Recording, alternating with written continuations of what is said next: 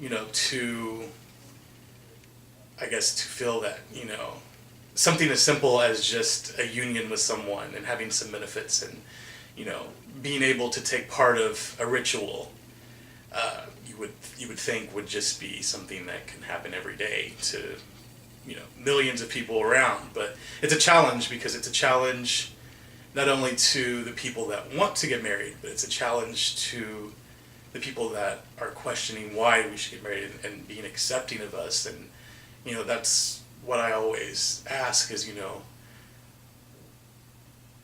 why are we questioning what's right about it and what's wrong, and why are we not questioning, the people that are against it? What's wrong with us, but yeah, what's wrong with them? Like, Yeah. what's wrong with it as a whole? Instead of what's wrong with me being gay and being able to marry, what's wrong with you asking that?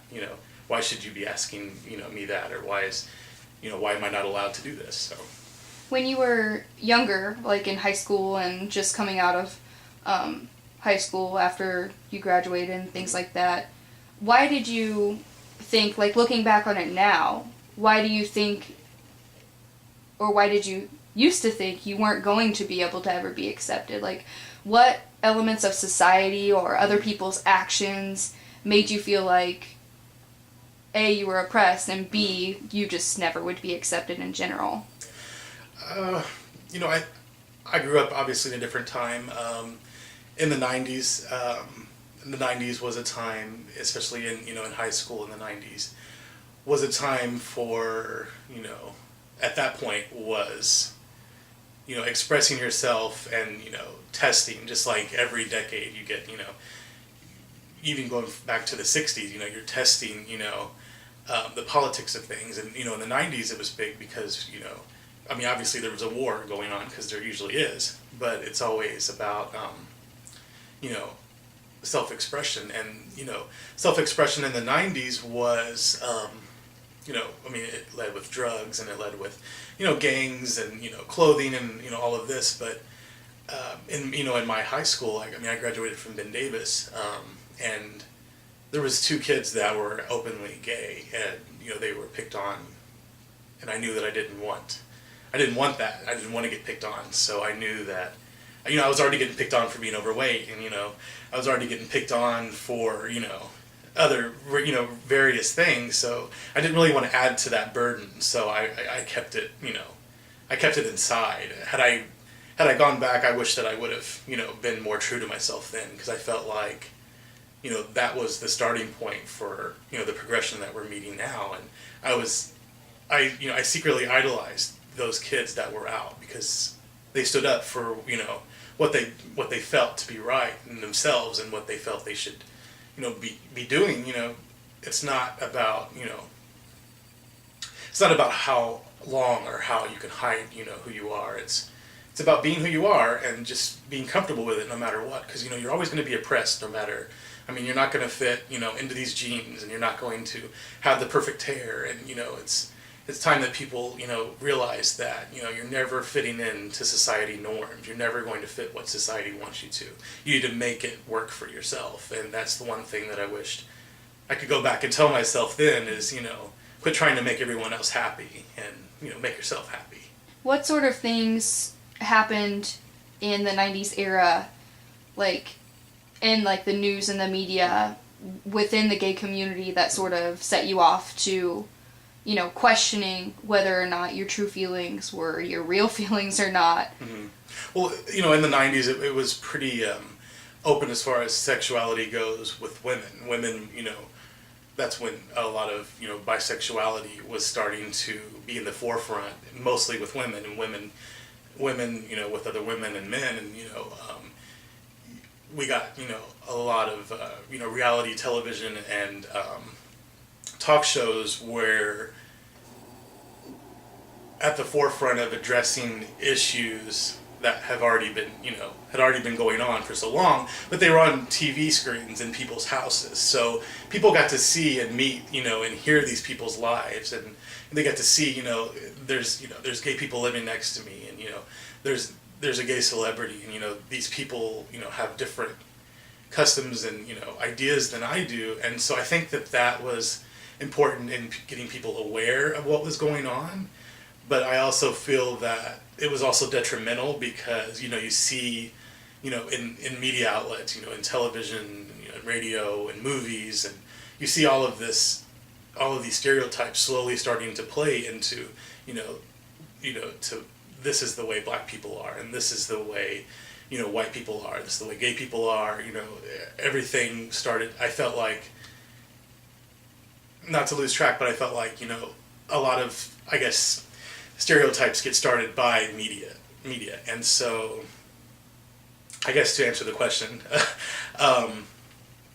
that was part of, the 90s, as well as, the music was pretty influential. I mean, you get a lot of artists that, the lyrics to music and this and that was pretty suggestive, sexually, not just, I guess with being gay or anything like that, but you did get a lot of, this is gay, and, that's gay, and, you're gay, or, fag, you're a faggot, and, a lot of those words got twisted into everyday phrases.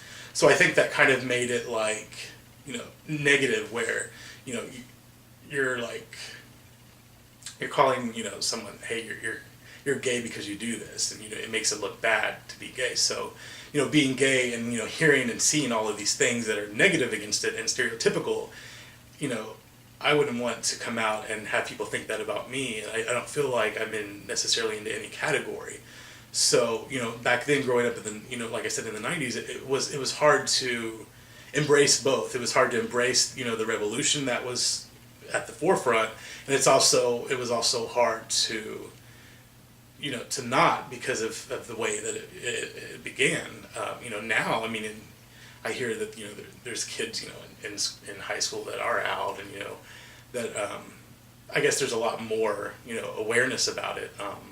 But in the 90s, it was tricky, because it was just, there was a lot of violence, a lot of,